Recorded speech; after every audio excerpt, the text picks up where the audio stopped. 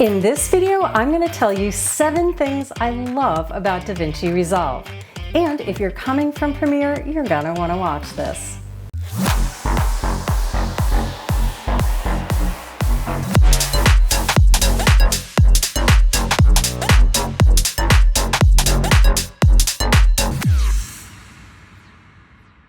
Hi and welcome back to DIY Film with Merle Becker, the channel where I help you make better videos.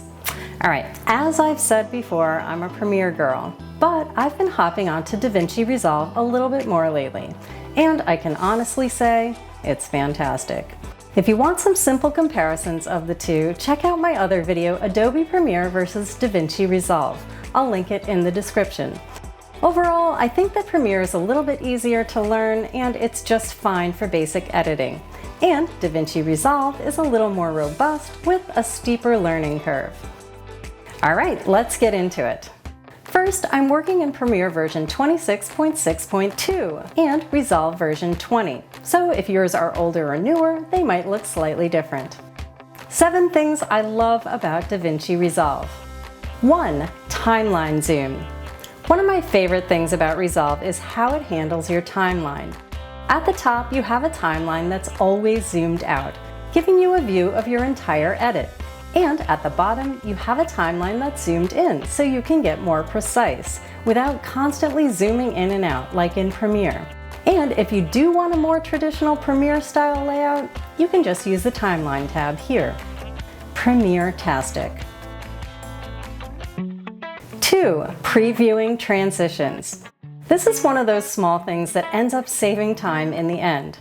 When working with transitions in Resolve, you can hover over your transition and preview it before applying it to your timeline. So instead of Premiere style dragging a transition onto the clip, playing it down, realizing you don't like it, then removing it and trying another, you can instead just hover and look. It shows you exactly what that transition looks like on your exact footage. Genius. 3. The Deliver page. I absolutely love Adobe Media Encoder for rendering finals, but in Media Encoder, you gotta click on that drop-down menu and sift through that long list to find the one you're looking for. And hopefully you're wearing your glasses if you wear glasses. In Resolve, when it comes to quick exports directly from the program, you've got big, clear icons, logical presets, and no teeny tiny menus. Everything is laid out visually so you can move quickly. It's a small thing, but sometimes it's the small things that matter. 4. Hiding the sidebar. Another underrated Resolve feature is how easy it is to hide and show the sidebar. In Premiere, I have a very specific layout I like to use when I work. I usually drag my Project and Effects tab outside here and make it a separate column on the left, which is great, but it stays there even when I'm not using it. In Resolve, you essentially have your column on the left already, and you've got this little icon here at the top that you can click to make it go away, so you have a little more real estate. Click Hide, click Show. It gives you quick control over your workspace. Perfect. 5. Bin views and organization. Here's one thing I like about viewing your media in Resolve. In Resolve, you can view clips in 2 bins at one time by selecting both bins and looking at all of the clips in the main window.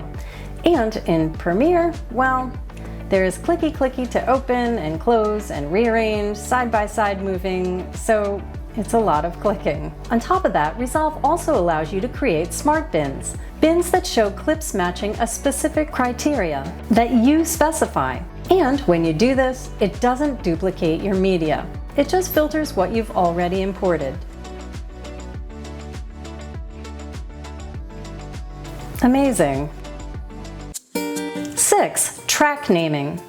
In Premiere, your track names are V1, A1, A2, and so on. And if you want to name them something else, well, you can't. In Resolve, you can label your audio tracks to your heart's content. In the timeline, you can just click on Audio 1, Audio 2, and just type over it. Dialogue, music, sound effects, and so on. You can customize and organize and make it easier for you and your other editors when you hand off your project. Love it. 7. Smoother tracking Tracking in Premiere can often leave you looking at the progress bar.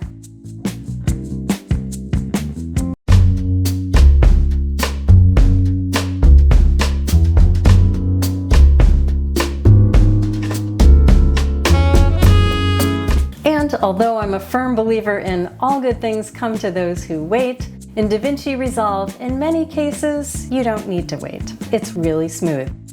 Tracking motion, faces, or objects feels responsive.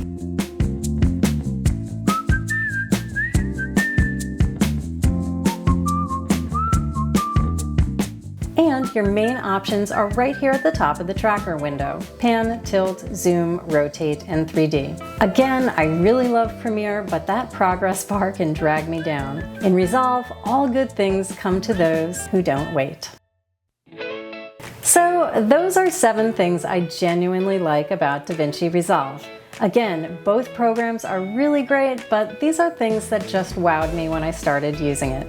With that said, if you're a Resolve user, let me know what you love about it in the comments. And as always, please give the video a thumbs up, subscribe, and hit the bell so you know when the next one is posted, and I will catch you next time.